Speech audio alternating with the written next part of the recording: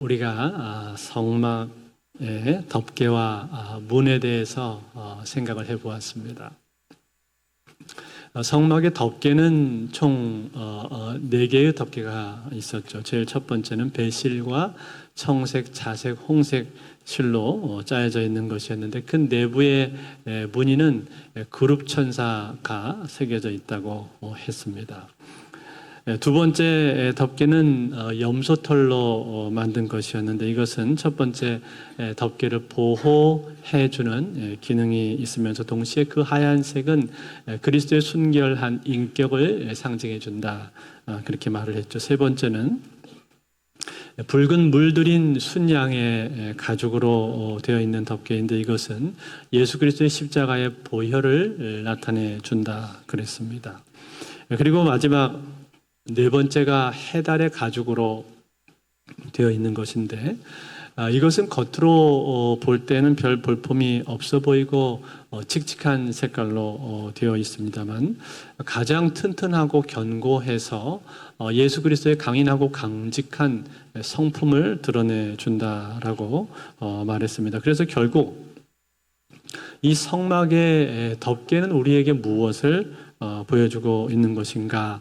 예수 그리스도의 모습을 우리에게 나타내 준다, 그렇게 말씀을 드렸죠. 즉 예수님을 우리가 겉모습으로 볼 때는 별 볼품이 없고 또 그렇게 겉으로 볼 때는 매력적으로 보이지도 않지만 그러나 그분을 우리가 알아가면 알아갈수록 그분의 고귀한 성품과 인격에 우리가 매료당하게 되어 있는 것이고 그리고 그분을 흠모하게 된다라는 겁니다. 마치 성막 안으로 들어가면 들어갈수록 모든 재료들이 더 고급스럽고 더 부드럽고 더 아름다워지는 그 모습과 같이 우리가 예수님을 알면 알수록 그분의 아름다우심을 더 깊이 알게 되는 것이고 그분을 사랑할 수밖에 없다라는 거예요. 그리고 무엇보다도 나를 사랑하시는 그분의 그 십자가의 놀라운 사랑과 은혜를 만나게 될 때 우리는 그분의 아름다우심의 절정을 보게 된다라는 것입니다. 그 다음에는 성막에는 총 3개의 문이 있다, 그렇게 말씀을 드렸는데 첫 번째 문은 울타리 바깥에서 성막 뜰 쪽으로 들어가는 문이 있습니다. 이 문은 가장 크고 넓은 문이기 때문에 누구든지 이 문을 향해서 들어오라 라고 우리를 향해서 초대하시는 하나님의 초대라고 말씀을 드렸고, 두 번째 문은 성막 건물, 즉 성소로 들어가는 문이 있었죠. 여기에는 기둥이 5개가 있고 그리고 휘장이 드리워져 있었습니다.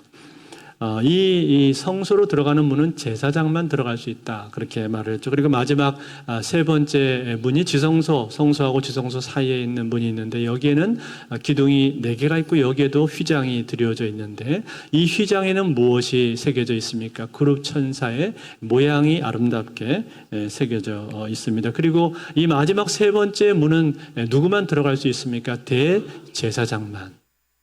그것도 1년에 단 한 번 대속제일 날만 들어갈 수 있는 문이 바로 이 지성소의 문이었습니다. 그래서 여러분, 이 3개의 문은 우리에게 무엇을 말해주고 있는 것인가? 제한을 말해준다, 그렇게 말씀드렸죠. 제한. 즉 각 문마다 들어갈 수 있는 사람의 제한이 있다, 이런 말입니다. 그런데 여러분, 예수님께서 십자가에 달려 돌아가실 때 그 순간에 이 휘장이 어떻게 되었습니까? 위에서부터 아래로 찢어졌습니다.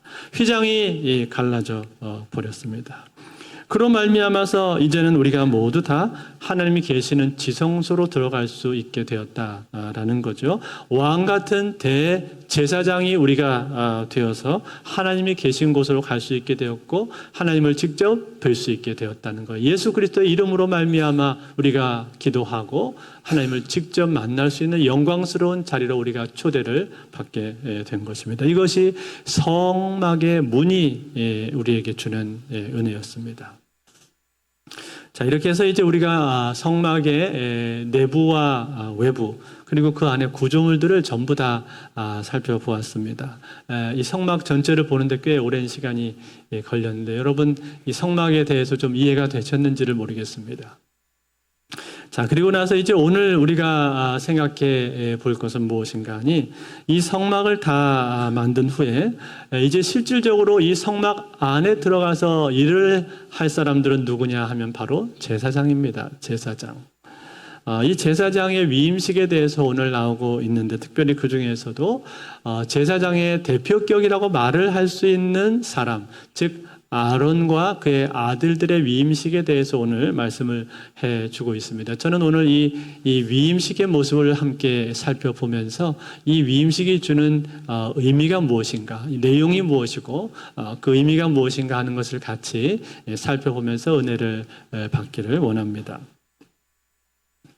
자, 제일 처음에 1절에 보니까 이렇게 나오고 있습니다. 1절 말씀에 내가 그들에게 나를 섬길 제사장 직분을 위임하여 그들을 거룩하게 할 일은 이러하니 곧 어린 수소 하나와 흠없는 순양 둘을 택하고 제사장 직분을 위임한다 그렇게 말씀을 했는데 이 위임한다는 말은 그에게 직분을 맡긴다 그런 뜻이죠. 전에 우리 교회에서도 위임식을 했던 적이 있었는데 제가 온 뒤로 위임식을 했었는데 제 방의 목양실에 가면은 책장 안에 위임패가 세워져 있습니다. 거기에 보니까 그 위임패 안에 이렇게 적혀져 있더라고요. 귀하는 예수 그리스도의 몸된 교회의 부흥과 복음 선포에 힘써오던 중 대한예수교 장로회의 헌법에 준하여 송탄제일교회 위임 목사가 되었기에 이를 기념하기 위하여 이 패를 드립니다.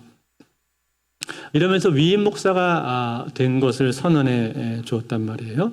위임 목사라는 말은 하나님께서 교회를 잘 세우고 섬기라고 목사에게 교회 사역을 위임하셨다 그런 뜻입니다. 마치 그것처럼 그것과 마찬가지로 이 제사장도 하나님께서 그에게 이 제사장 직분을 맡기고 계신 것인데 그것이 바로 위임식이다 그런 말이죠. 그렇다면 여러분 이 위임식 안에 들어있는 의미는 무엇입니까? 오늘 이 위임식의 내용을 우리가 살펴보게 되면은 이 위임식 안에는 크게 세 가지의 중요한 의미가 이 안에는 담겨 있습니다. 제일 첫 번째는 무엇인가? 첫 번째는 이 위임식은 성결케 하는 의식입니다. 뭐라고요? 성결케 하는 의식이다. 오늘 4절에 보시면 이렇게 나오고 있죠. 4절 말씀. 너는 아론과 그의 아들들을 회막 문으로 데려다가 물로 씻기고. 제일 첫 번째 의식은 물로 씻기는 것이었습니다. 회막 문 앞에 데려간다라고 말을 했는데 이것은 성막 문 앞에 있는 물두멍을 말하고 있는 거죠. 물두멍에서 몸을 깨끗이 씻긴다 그런 뜻입니다. 여러분 물로 씻긴다는 것의 의미가 무엇입니까? 그것은 정결케 하는 것이죠. 구약시대 모든 제사에서 물로 씻는 것은 정결함을 뜻했습니다. 즉 부정한 것이 사라지고 정하게 된다 그런 뜻이에요. 때문에 이 제사장이 되기 위해서 제일 첫 번째로 필요한 것은 무엇인가? 바로 정결함입니다. 정결함. 왜 이 정결함이 중요할까요? 왜냐하면 제사장은 부정한 것을 정하게 만드는 제사를 주관하는 사람이 바로 제사장인데 그 제사장이 정결하지 못하면은 이 제사를 드릴 수가 없는 것이죠. 제사가 성립이 되지가 않습니다. 때문에 제사장으로서는 가장 먼저 필요한 것이 바로 정결함입니다. 깨끗함입니다. 사랑하는 성도 여러분, 이것은 오늘날 이 시대를 사는 저와 여러분들에게도 중요한 의미를 주고 있습니다. 왜 그런가? 오늘날 이 시대의 제사장들은 누굽니까?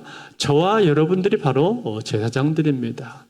예수님께서 십자가 사역을 통해서 우리를 왕 같은 제사장으로 불러주셨단 말이에요. 때문에 오늘 저와 여러분들이 이 시대를 살아가는 제사장들인데 그 왕 같은 제사장으로서 이 땅을 살아가면서 우리에게 제일 필요한 것이 무엇인가? 가장 첫 번째로는 정결함이 필요하다는 거예요. 성결함이 우리에게는 필요한 겁니다.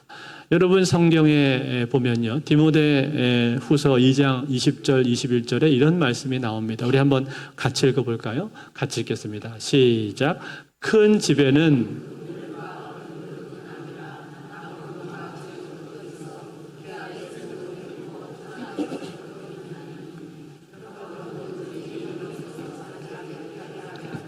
귀 쓰는 그릇이 되어 거룩하고 주인의 쓰심에 합당하며 모든 선한 일에 준비함이 되리라. 아멘. 뭐라고 말했습니까?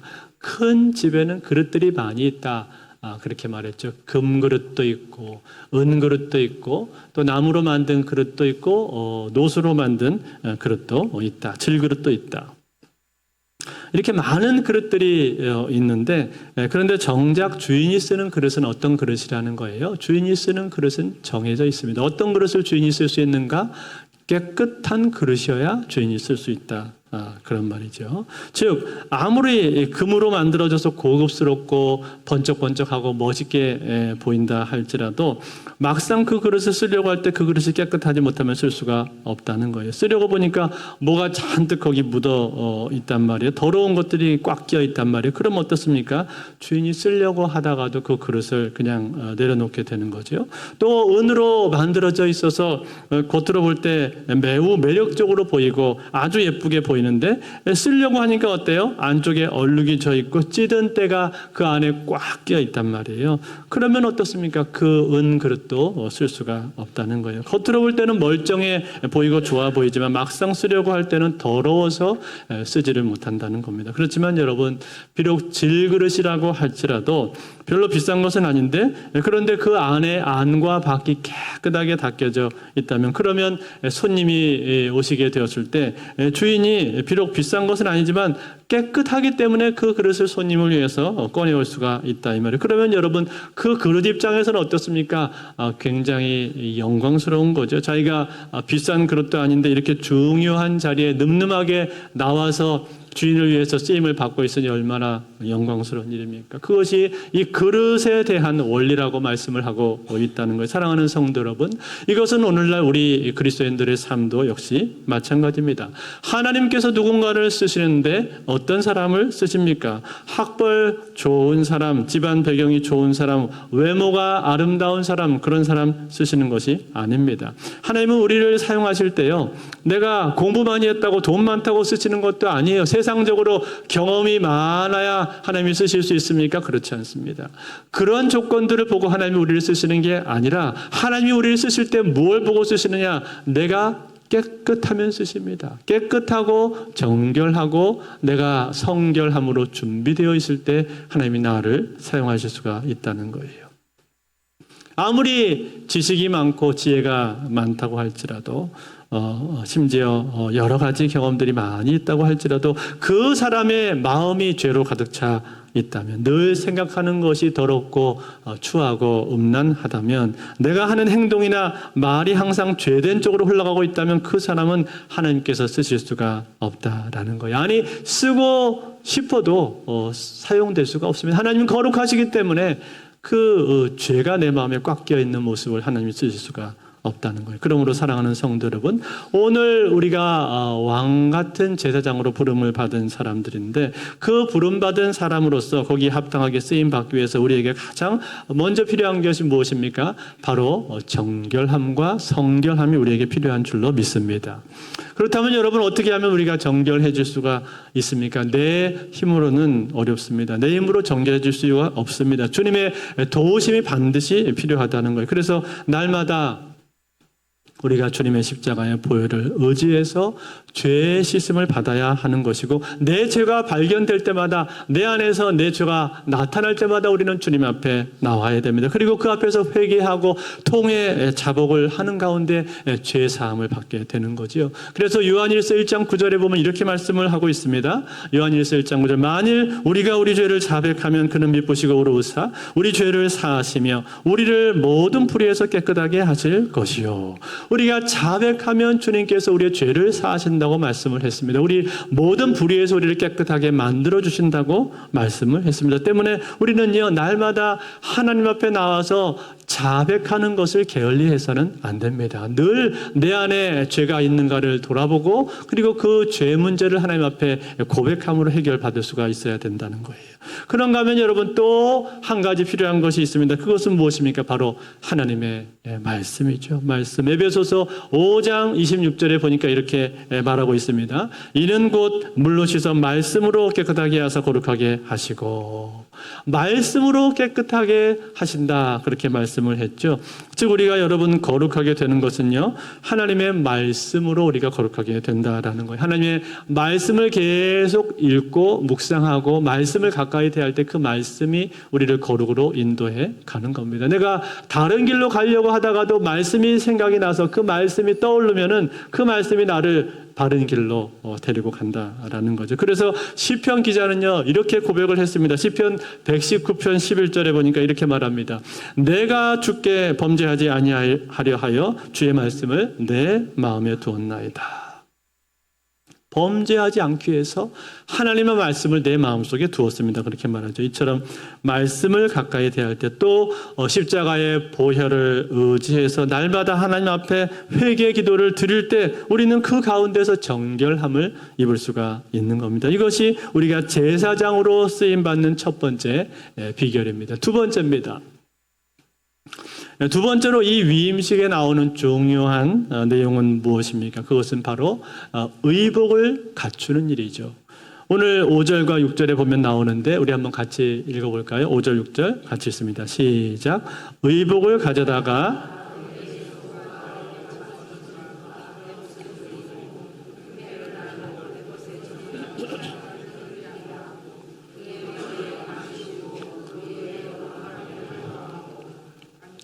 자, 아론에게 제사장의 의복을 지금 입힌다고 했는데 제일 먼저 보면은 속옷을 입히고 있죠. 이것은 반포 속옷이라고 불리는 것인데 흰색 배실로 짜여진 것으로 겉옷 안쪽에다가 입는 속옷입니다.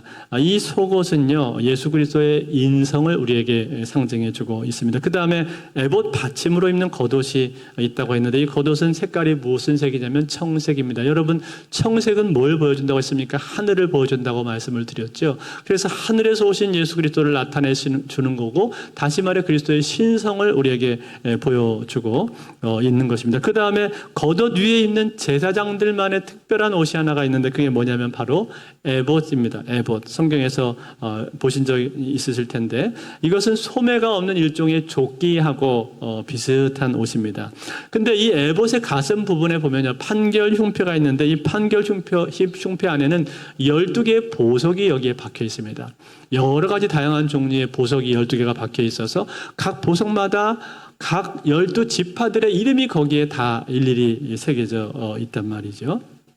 뭘 보여주는 걸까요? 이 대제사장이 12지파를 대표해서 지금 하나님 앞에 나아가고 있다라는 것을 우리에게 나타내 보여주고 있는 거죠. 그리고 거기에다가 이제 띠를 띄운다라고 했는데 이것은 옷이 흐트러지거나 흘러내리지 않도록 고정시켜주는 기능을 하는 것이고, 동시에 이것은 예수 그리스도의 겸손과 섬김을 우리에게 상징해주고 있는 겁니다. 그리고 마지막으로 이제 머리에 쓰는 관이 있다, 그렇게 말했는데 이것은 하얀 배실로 짜여진 원추형 모양의 모자인 것으로 이 모자를 머리에다 쓰는 것은요, 하나님 내 위에 계시다, 그런 뜻입니다. 내가 섬겨야 될 분이 있고 내가 복종해야 될 분이 있다는 것을 나타내 보여주는 것이 머리에 쓰는 관입니다. 자, 이것이 바로 제사장의 의복인데 이거 한번 우리가 또 그림으로 봐야 되겠죠. 자, 이렇게 되어 있습니다. 제사장이 입는 겉옷의 모습입니다. 제일 안쪽에 하얀색 반포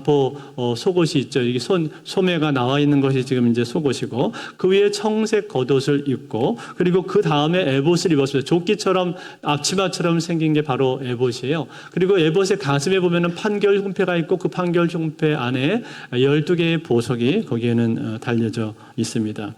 그리고 허리띠가 있고 머리에는 관을 썼죠. 여기에는 나오지 않았습니다만은 사실은 이 판결 흉패 안에 보면은 보석만 있는 것이 아니라 보석 안쪽에 우림과 둠밈이라는 것이 있습니다. 그래서 하나님의 뜻을 분별할 때 쓰는 기구가 그 안에는 들어있는 거죠. 자, 이것이 제사장이 입는 의복의 모습인 것입니다. 사랑하는 성도 여러분, 그렇다면 이 제사장의 위임식을 하면서 이렇게 의복을 잘 갖추는 이유가 무엇입니까?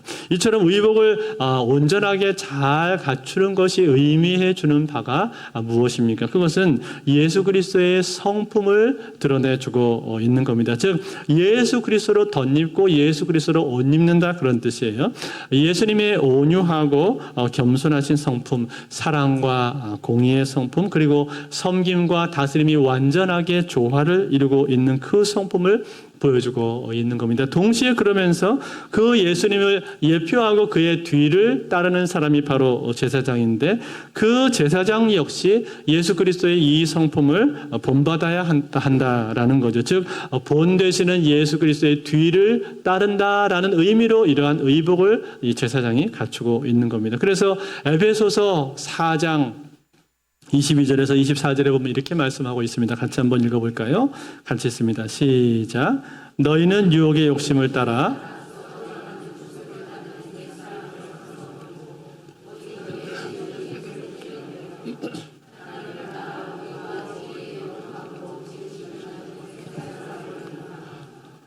아멘. 옛사람을 벗고 새 사람을 입어라. 그렇게 말씀을 했죠. 즉 옛 성품을 버리고 새로운 성품으로 바뀌어 가야 한다라고 말하고 있는 겁니다. 이것이 바로 예수 그리스도로 옷 입는 것의 의미인 겁니다. 사랑하는 성도 여러분, 여러분들은 어떻습니까? 여러분들은 이 왕 같은 제사장으로 오늘 부름을 받은 사람들인데 그 왕 같은 제사장으로서 예수 그리스도로 옷 입고 있습니까? 옛 사람을 벗어버리고 새 사람을 덧입고 있습니까? 나의 성품이 옛 성품이 아니라 옛 성품, 과거에 죄던 성품이 아니라 주님을 닮아가는 그러한 새로운 성품으로 내 성품이 계속해서 바뀌고 있냐 그런 말이에요. 변화가 되고 있느냐 그런 말입니다. 특별히 여러분 우리의 일상 가운데서 나의 성품이 가장 적나라하게 많이 드러나는 부분이 있는데 그것은 무엇인가? 바로 말입니다. 말. 내 말을 통해서 내 성품이 가장 많이 드러나고 나타나지 않습니까? 그 말의 부분에 있어서 우리가 성화가 되고 있냐 이 말이야. 내 말이 절제가 되고 있냐 그런 말입니다. 여러분 야고보서에 보면요. 말에 실수가 없으면 온전한 자다, 온전한 사람이다 그렇게 말씀을 했는데 여러분 어떻습니까? 내 말에 절제가 되고 있습니까? 내 말이 제어가 되고 있습니까? 해야 할 말과 하지 말아야 할 말을 구별하고 있습니까? 해서 도움이 될 말이 있고 해봤자 별로 도움이 안 되고 덕이 안 될 만한 그런 말들도 있는 것인데 그것들을 여러분 잘 구별하고 있습니까? 여러분 암흑의 권사가 알면 우리 교회 사람 다 알아. 암흑의 집사한테 들어가면 교회 소문 다 퍼져. 그런 말을 내가 들어서는 안 됩니다. 거기에 있는 암흑의 권사가 암흑의 집사가 내가 되면 안 된다 이 말이 얼마나 불명예스러운 말입니까?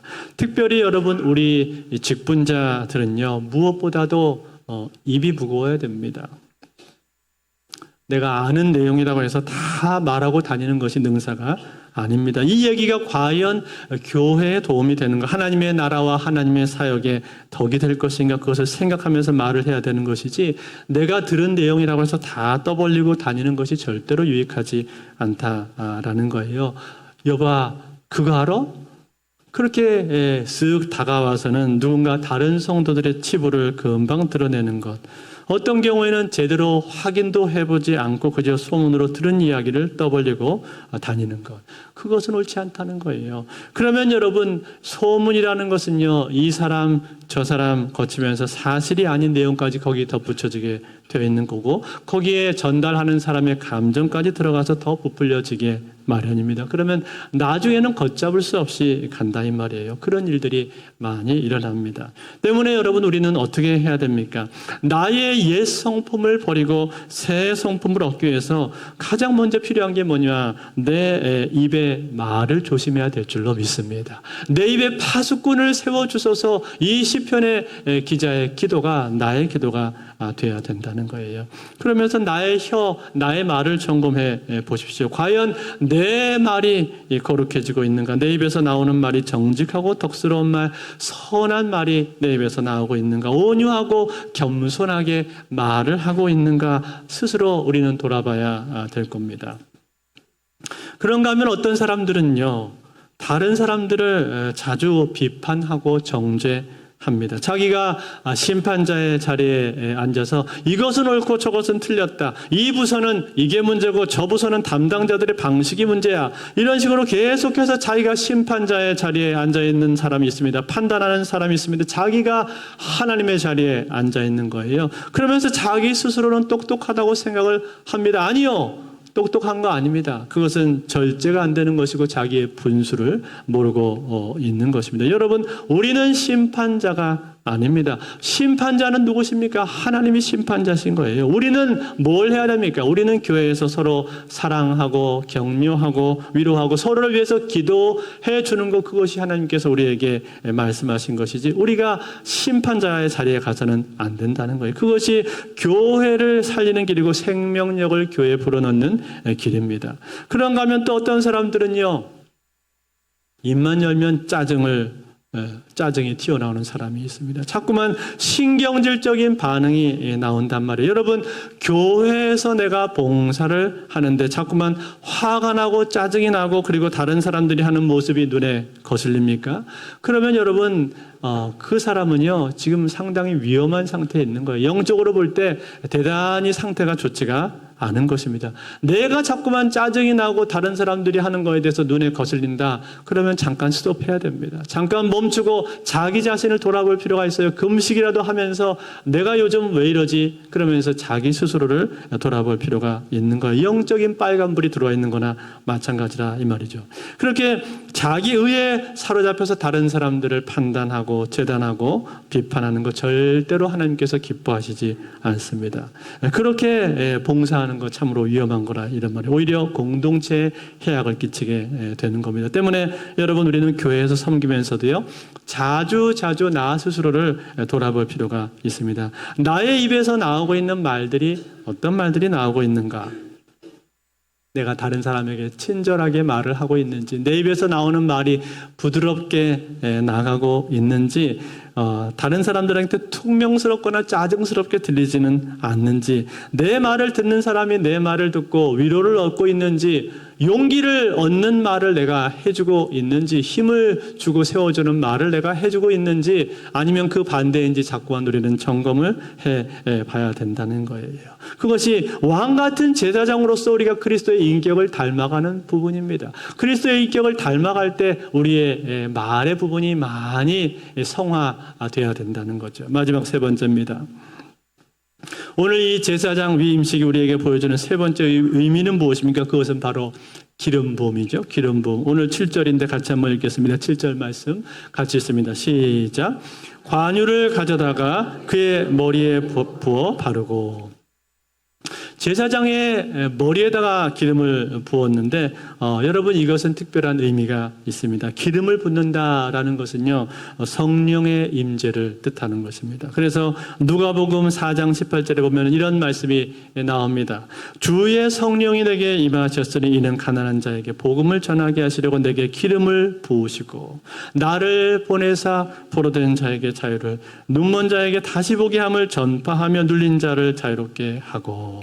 이것은 이사야서의 말씀을 인용을 한 것인데 성령이 임한 것을 기름 부음으로 지금 표현하고 있는 겁니다. 때문에 이 제사장의 위임식 가운데서 그의 머리에 기름을 붓는 것은요, 그를 구별함과 동시에 그에게 성령으로 충만하게 한다는 뜻이 있는 거예요. 즉, 이 사역을 감당하는 데 있어서는 반드시 성령의 기름 부으심이 그에게 필요하다라는 겁니다. 사랑하는 성도 여러분, 이것은 오늘 저와 여러분들에게도 역시 마찬가지입니다. 우리도 주님의 일을 감당하는데 그 주의 일을 감당할 때 우리의 힘으로 할 수 있는 것 아닙니다. 반드시 성령의 도우심, 성령의 임재가 우리의 삶에 필요하다라는 것. 이것을 성경에서는 뭐라고 표현했는가 하니 성령 충만이라고 표현을 해주고 있습니다. 에베소서 5장 18절 말씀, 술 취하지 말라 이는 방탕한 것이니 오직 성령의 충만을 받으라. 성령의 충만함을 받으라, 우리에게 그렇게 말씀을 해주고 있죠. 그러니까 무슨 말입니까? 이 성령 충만은 그냥 주어지는 게 아니라는 얘기예요. 성령 충만을 받아라, 그렇게 말했잖아요. 무슨 말이에요? 성령 충만은 받아야 된다는 거예요. 언제 받습니까? 구할 때 받는 겁니다. 구하는 사람이 성령 충만을 받는 거예요. 그냥 가만히 있다고 해서 성령 충만이 되는 것이 아니라 성령 충만을 위해서 구해야 되는 거예요. 그래서 누가복음 11장 13절에 보면 이렇게 말씀했습니다. 같이 읽습니다. 시작. 너희가 악할지라도 좋은 것을 자식에게 줄 줄 알거든 하물며 너희 하늘 아버지께서 구하는 자에게 성령을 주시지 않겠느냐 하시니라. 아멘. 뭐라고요? 구하는 자에게 뭘 주신다고요? 성령을 주신다. 그렇게 약속해주고 있습니다. 구할 때 받을 수가 있는 거예요. 그리고 성경에 보면 하나님께서 우리에게 주시는 여러 선물들인데 그 선물들 중에서 제일 좋은 것 중에 좋은 게 뭐냐? 성령이다. 그렇게 말씀합니다.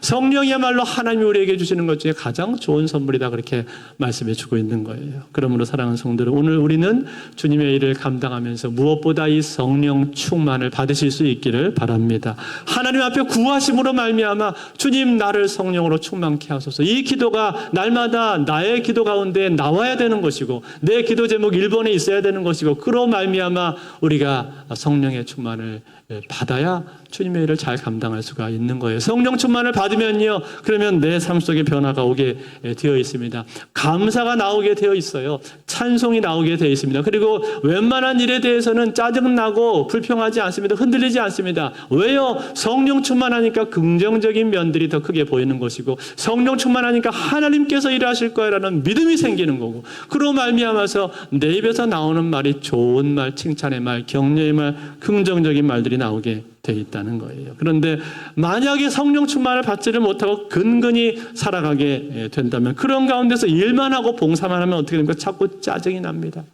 그리고 불평이 튀어나오게 돼 있어요.